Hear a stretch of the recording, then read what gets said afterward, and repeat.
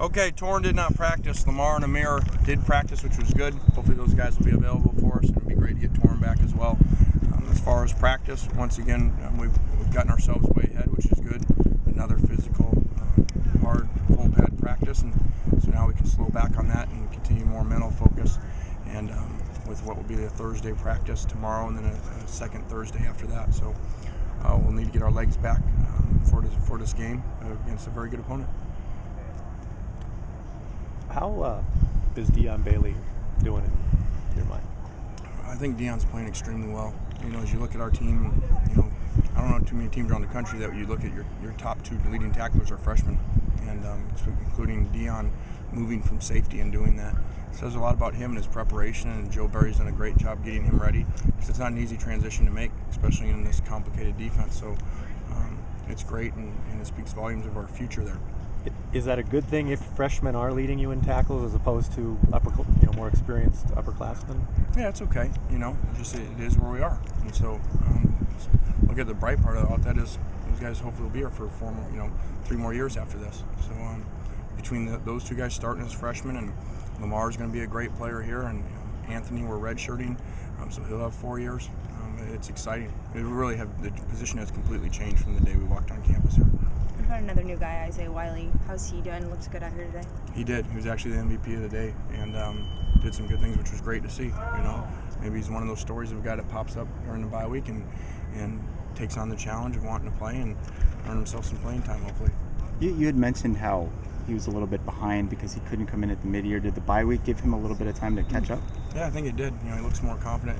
It's so hard transition of coming in without a spring for anybody. To come in and play right away and learn a system. And so unfortunately he was here, then he wasn't here, and so that's a lot of time he would have had. And so now he's just catching up. You talked to him when you were facing Arizona about their big, NFL-looking wide receivers. It seems like Cal has some big NFL-looking wide receivers too. What kind of a challenge does that present for your secondary, which obviously has been struggling a little bit lately? Yeah, huge challenge. Starting with Keenan, he makes every play. He's fast, he's big, he's strong, possession receiver and deep receiver, and he's a great player. And so, unfortunately for us, we're going to have another guy we got to really focus on. And so in this duo, on the telecast, the Oregon telecast, they called him the best duo receiver in the conference. So we're going to have our hands full. Do you agree with that assessment? I don't know. You got to prove it. And, if we want to be the best duo, we got to show up this Thursday and prove it.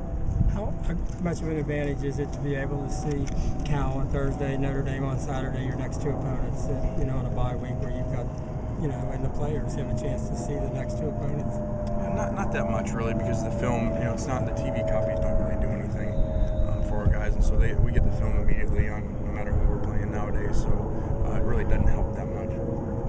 When you're deciding this time of year whether to redshirt someone or play them, I'm sure there's very many factors that go into it.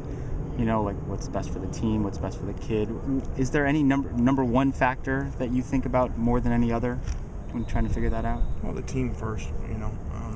We want to do what's best in the best interest of the team, and that's why we're all here as coaches and players, to win and put the best product on the field. But we always have to take everything into account. And that's discussing things with families at times too as well, so that everybody's on the same page.